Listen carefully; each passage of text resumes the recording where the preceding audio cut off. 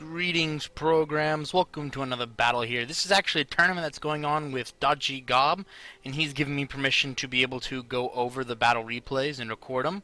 So we have Syracuse fighting this faction. This is also in case you see, some of the map is a little bit different, or some of the bindings are, not bindings, beg your pardon, but the, things over here on the sides are a bit different. A little bit darker. Because this is a mod, but I can't remember what the name of the mod is. So whenever I figure it out, I'll let you know. And so I've got a couple of battles here that we're going to be going over. All of them are field battles, so don't worry. It'll just be a real quick one. Let's see if I can... Yep, binding is still the same for closing that out. So these are two people. I can't remember their names for the life of me right now. But this guy, or this faction, these units, I have no idea what these units are. Well, it's a Galatian faction, not a Galatian, it's a Gallic faction, as we can see by the thing. And these guys are always, obviously, Syracuse, fighting Syracuse here. Now, who's attacking, who's defending, I don't know, I just know it's a field battle. And it's on the fields near Cairo, actually.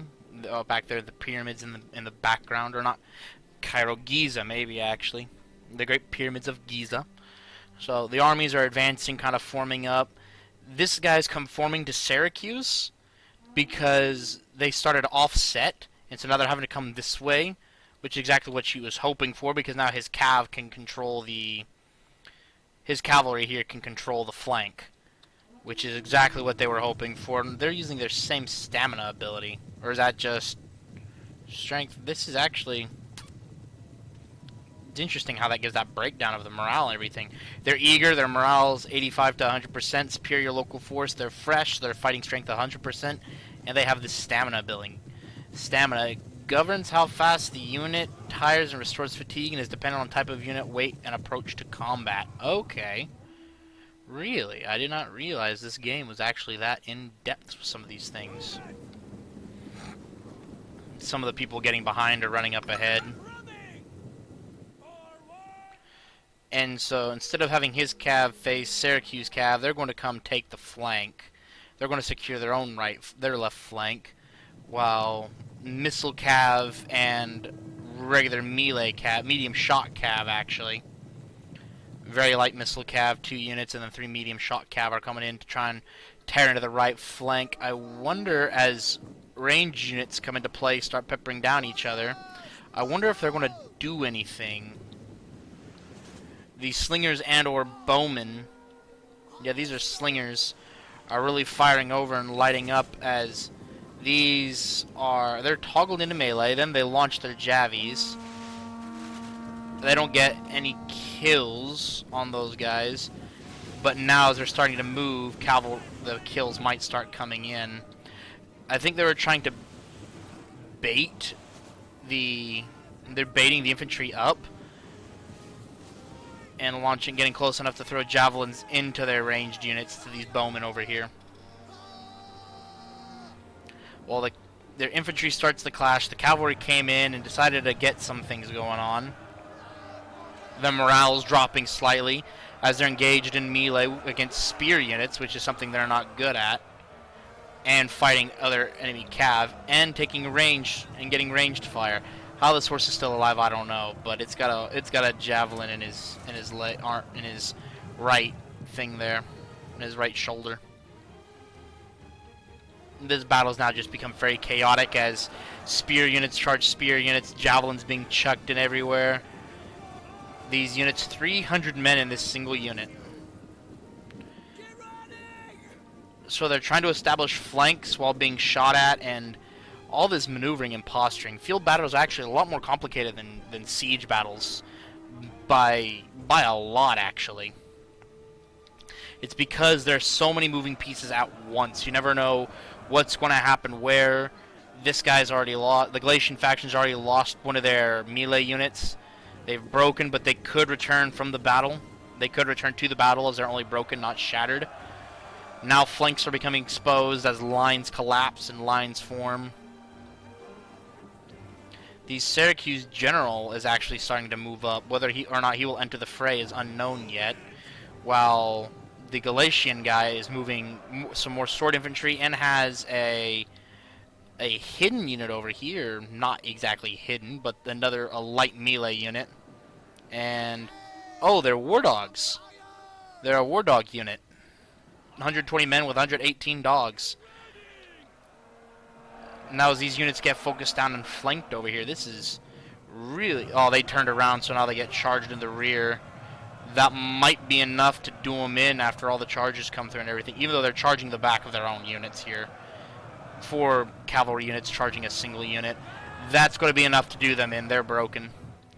And now their left flank is almost completely exposed with... These guys, the yellow faction, I'm going to call them the yellow faction.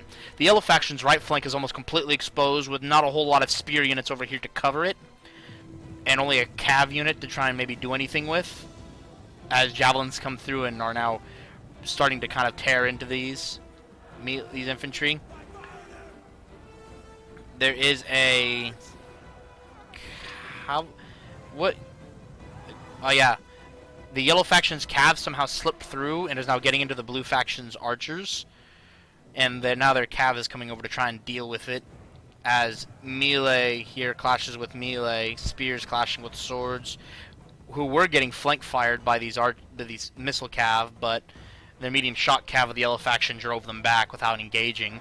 So now the blue general has engaged in combat, but being flanked here, it would appear, being attacked by the war dogs on one end, and a melee unit and the 2 other melee units. It is very unlikely that this general is going to survive. He used the whip bonus, second wind bonus, which keeps their units alive, but will not actually help them in this case. Unfortunately, this situation. It looks like yellow has just completely shattered blue's front line, what's left of it, and slipped around their right flank, the blue right flank, that being the yellow's left. And these tournament battles are one-time elimination. If you lose it here, if you lose your battle, you are out. I have not been informed yet as if there will be a losers bracket or not.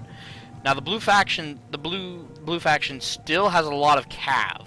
I mean, nobody's out of this by any stretch of the imagination. They still have a lot of cav. And the yellow faction has lost a lot of their infantry. With this infantry now broken, these guys are going to be free to flank these units, which, seeing as they're already in a diminished capacity, diminished morale capacity, might be enough to cut. Yeah, it's going to be enough to take them out. Their formation has been breached because they're in a shield wall. They kind of lose that bonus now. They're being flanked, attacked from the rear. And this might be the end for those units, and blue will have to remobilize here.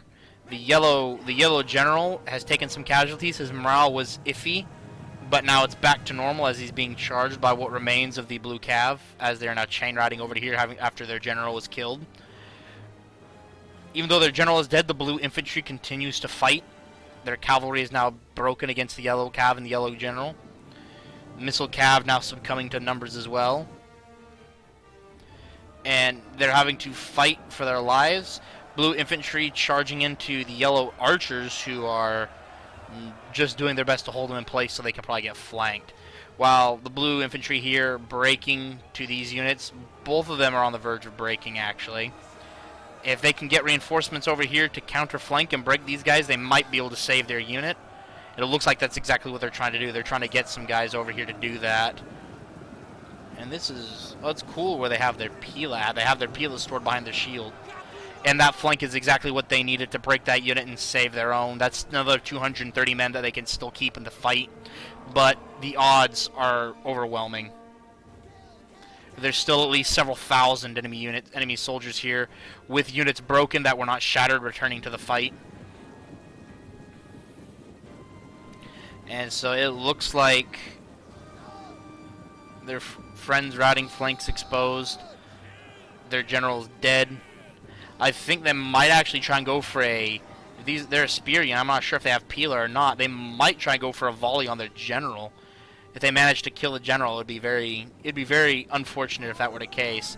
But the general's going to run away. They're going to switch targets and charge these other spear units. But they're not going to stay in combat long. Because they've only lost almost 100 men against a unit that is a full healthy unit. And that's going to be that. The last of their units break. And this unit shall break. Yep, there it goes. And a couple seconds for that as their units flee from the field. Now we're going to look at it, see if I can... Sakura Seal. Okay, so Craig, he won that one. And unfortunately, Marketable Skills has been eliminated from the tournament as far as I'm aware. Get a F in the comments or a rip down for him. And Craig moves on to the second round. Thank you guys so much for watching that. As we can see, these units, they're getting a lot of high kill counts because of their... They're getting a lot of high kill counts because of their high unit numbers. As we saw, those units in there were around 200 to 300 strong. And anyway, thank you guys so much. Please don't forget to hit the like and subscribe button down below. And we got more battles coming soon from this tournament as we're following it from the beginning to the end. I hope you guys have a wonderful rest of your day, evening, night, whatever. Again, I'm Master Control. End of line.